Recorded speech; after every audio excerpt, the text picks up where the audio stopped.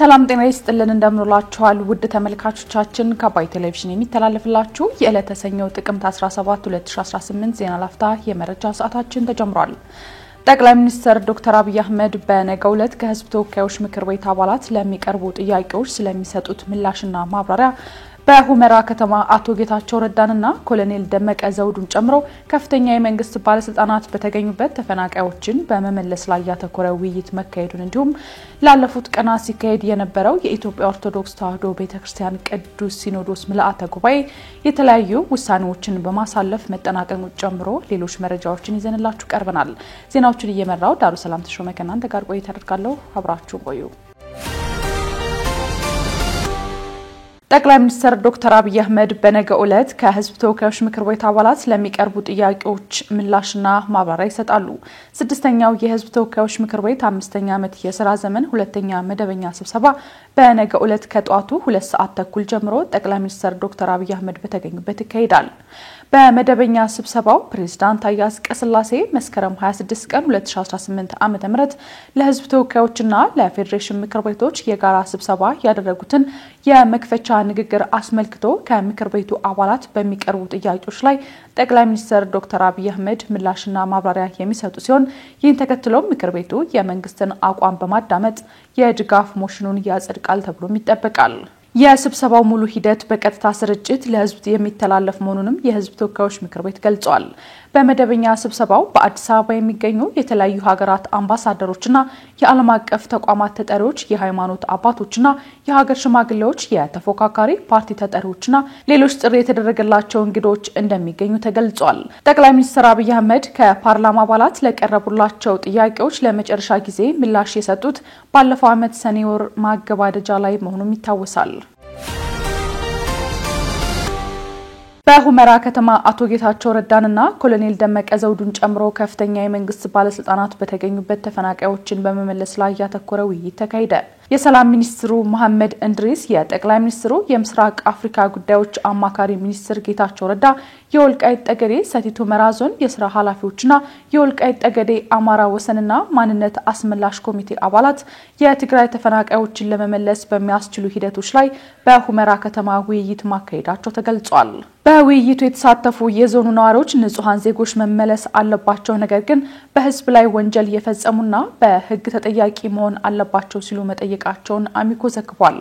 አካባቢው ለሀገራችን ሰላም መሆን ቁልፍ መሆኑን በመረዳትና ዘላቂ ሰላም እንዲፈጠር ህዝብ የሚያነሳውን የማንነት ጥያቄ በሰላም መፍታት አስፈላጊ መሆኑን የወልቃይት ጠገዴ ሰቲት ሁመራ ዞን ምክትል አስተዳዳሪና የወልቃይት ጠገዴ አማራ ወሰንና ማንነት አስመላሽ ኮሚቴ ዋና ሰብሳቢ ኮሎኔል ደመቀ ዘውዱ አስረድተዋል። ኮሎኔል ደመቀ ዘውዱ ሰላማዊ የሆኑና የህዝቡን ማንነት አክብረው ለመኖር ፍላጎት ያላቸውን ወገኖች ለመቀበል የአካባቢው አስተዳደርም ሆነ ህብረተሰቡ ዝግጁ መሆኑን ገልጸዋል።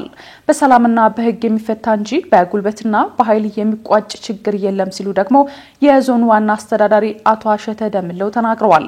የጠቅላይ ሚኒስትሩ የምስራቅ አፍሪካ ጉዳዮች አማካሪ ሚኒስትር ጌታቸው ረዳ ተፈናቃዮችን ለመመለስ የሚከናወኑ ስራዎች ለህዝቦች አብሮነት ከፍተኛ አስተዋጽኦ ያላቸው ናቸው። ከዚህ በፊት ተፈናቅለው የነበሩና የተመለሱ ወገኖችን ማቋቋም አስፈላጊ በመሆኑ ቀጣይነት ያለው ስራ መስራት ይገባል ሲሉ አጽንኦት ሰጥተዋል። በሂደቱ ላይ የህዝብ ተሳትፎ እንደሚፈጠር ያነሱት አቶ ጌታቸው ረዳ ሰላምን ማጽናት የሚያስችሉ ተግባራትን ማከናወን የሁሉም አካላት ድርሻ መሆኑን አንስተዋል። ተፈናቃዮችን የመመለስ ስራ የህዝቡን አብሮነት በሚያጠናክርና ዘላቂ ሰላምን በሚያሰፍን መልኩ የሚከናወን መሆኑን የተናገሩት ደግሞ የሰላም ሚኒስትር መሐመድ እንድሪስ ናቸው። የአማራ ክልል ርዕሰ መስተዳድር ለክልል ተቋማት መሪዎች ሹመት ሰጡ። የአማራ ክልል ርዕሰ መስተዳድር አቶ አረጋ ከበደ ከጥቅምት 15 2018 ዓ.ም ጀምሮ ለተለያዩ የክልል ተቋማት መሪዎች ሹመት ሰጥተዋል።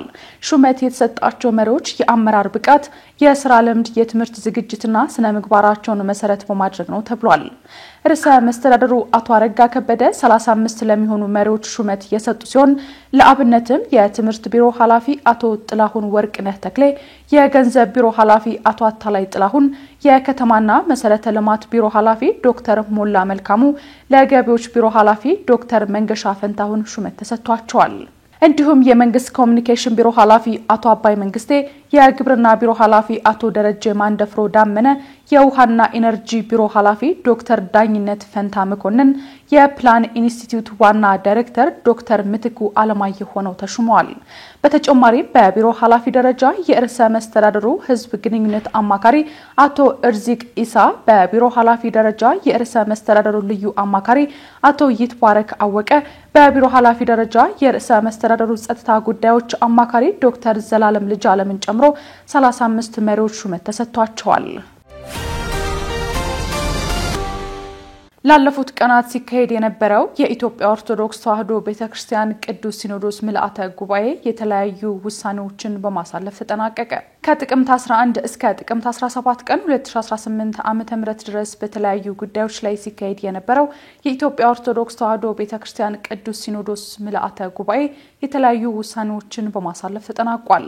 በውሳኔው በትግራይ አህጉረ ስብከት የሚገኘው ህዝበ ክርስቲያን ህዝባችንና ወገናችን ስለሆነ አብያተ ክርስቲያናቱና ገዳማቱም የቤተ ክርስቲያናችን መንፈሳዊ ሀብቶች በመሆናቸው አህጉረ ስብከቱም የተደራጁ በኢትዮጵያ ኦርቶዶክስ ተዋሕዶ ቤተክርስቲያን ቅዱስ ሲኖዶስ በመሆኑ የቅድስት ቤተክርስቲያን ህግና ቀኖና ተጠብቆ የቅዱስ ሲኖዶስ ልዕልና ተከብሮ የመዋቅር ግንኙነቱን ወደ ቀደመ ቦታው እንዲመለስ ሲል ቅዱስ ሲኖዶሱ በክልሉ ለሚገኙት አባቶች ካህናትና ምእመናን ጥሪውን አስተላልፏል። በተመሳሳይ ቅዱስ ሲኖዶስ አባት እንዲመደብላቸው ጥያቄ ባቀረቡ አህጉረ ስብከት ዙሪያ የውሳኔ ሐሳብ የተላለፈ ሲሆን በእነዚህ ቦታዎች እንዲመሩም 5 አባቶች ሹመት እንደተሰጣቸው ለማወቅ ተችሏል። ገድለ መጥምቀ መለኮት ቅዱስ ዮሐንስ በሚል ያላግባብ በአንድ ግለሰብ ተዘጋጅቶ እየተሰራጨ ያለው መጽሐፍ በሊቃውንት ጉባኤ ተመርምሮ ያለበት ግድፈትና የስህተት ትምህርት በመሆኑ ቤተክርስቲያኗንም የማይወክል በመሆኑ እንዲወገድ መደረጉን እንዲሁም የአስተምሮ ስህተትን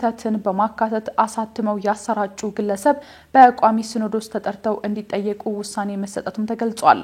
በምዕራብና በመካከለኛው ካናዳ የሚገኙ ሁለቱ የአህጉረ ስብከት ካሁን በፊት በ2017 ዓ.ም በተሰጠው ውሳኔ መሰረት ያለ ጣልቃ ገብነት በየራሳቸው እንዲተዳደሩና የኤድመንተንና አካባቢው ሀገረ ስብከት የመካከለኛው ካናዳ ኤድመንተንና አካባቢው ሀገረ ስብከት በሚል ስያሜ እንዲስተካከል ምልአተ ጉባኤ ወስኗል።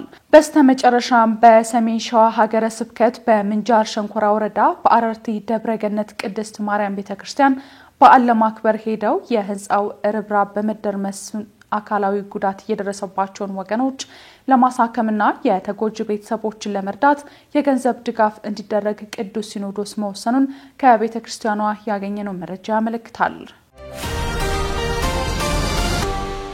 የጅቡቲ ፓርላማ የሀገሪቱ ፕሬዝዳንት በቀጣዩ ምርጫ እንዲወዳደሩ በሀገሪቱ ህገ መንግስት ላይ የተቀመጠውን የእድሜ ገደብ አነሳ። የ77 ዓመቱ የጅቡቲው ፕሬዝዳንት ኢስማኤል ኦማር ጊሌ ጅቡቲ ላለፉት 25 ዓመታት መርተዋል። የጅቡቲ ህገ መንግስት አንድ መሪ እድሜው 75 ዓመት ካለፈው ለፕሬዝዳንትነት መወዳደር እንደማይችል ይከለክላል። ይህም የህገ መንግስቱ ገደብ ፕሬዝዳንት ኢስማኤል ኦማር ጊሌ በሚቀጥለው የአውሮፓውያኑ ዓመት በሚካሄደው ምርጫ ላይ እንዲሳተፉ አይፈቅድም። ነገር ግን ፕሬዝዳንቱ ለተጨማሪ የስልጣን ዘመን እንዲወዳደሩ ለማስቻል የህገ መንግስት ማሻሻያ ተዘጋጅቶ ለሀገሪቱ ፓርላማ በትላንትና ዕለት ቀርቦ በሁሉም አባላት ተቀባይነት አግኝቶ መጽደቁን አፈ ጉባኤው ለፈረንሳይ ዜና ወኪል ኤኤፍፒ ተናግረዋል። የፓርላማውን ውሳኔ ፕሬዝዳንቱ ተቀብለው ማጽደቅ ወይም ህዝበ ውሳኔ እንዲሰጥበት ማድረግ የሚጠበቅባቸው ሲሆን ካጸደቁት ደግሞ ፓርላማው ከሳምንት በኋላ ለሁለተኛ ጊዜ ድምጽ ይሰጥበታል። አሁን በጅቡቲ የፓርላማ አባላት እንዲሻሻል የተወሰነበት ለፕሬዝዳንትነት በሚወዳደሩ እጩዎች ላይ የእድሜ ገደብ የሚጥለው አንቀጽ በሀገሪቱ ህገ መንግስት ውስጥ እንዲካተት ያደረጉት ራሳቸው ፕሬዝዳንት ኦማር ጊሌ ነበሩ። ከሀገር ውጭ ያሉ የጅቡቲ ተቃዋሚ ፖለቲከኞችና የመብት ተከራካሪዎች ፕሬዝዳንቱ ለስድስተኛ የስልጣን ዘመን ለመወዳደር እንዲችሉ የተደረገው የህገ መንግስት ማሻሻያን ነቅፈው በሀገሪቱ ዲሞክራሲያዊና ሰላማዊ ለውጥ እንዲመጣ ጥሪ አቅርበዋል። የጅቡቲ ፓርላማ አፈ ጉባኤ ለኤኤፍፒ እንደተናገሩት ከሀገሪቱ ህዝብ ከ80% በላይ የሚሆነው የህገ መንግስት ማሻሻያውን ይደግፈዋል። ከ4 ዓመት በፊት በተካሄደው ምርጫ ለ5ኛ ጊዜ ተወዳድረው የነበሩት ፕሬዝዳንት ጊሌ ከመራጮች የ97%ን ድምጽ በማግኘት ነበር ያሸነፉት። ከአባይ ቴሌቪዥን ተላልፈላችሁ የነበረው የዛሬው ጥቅምት 17 2018 የቀኑ መረጃችን ይህን ይመስል ነበር። አብራችሁን ስለነበራችሁ ከልብ ያመሰግነን። በያላችሁበት መልካም ጊዜ ይሁንላችሁ።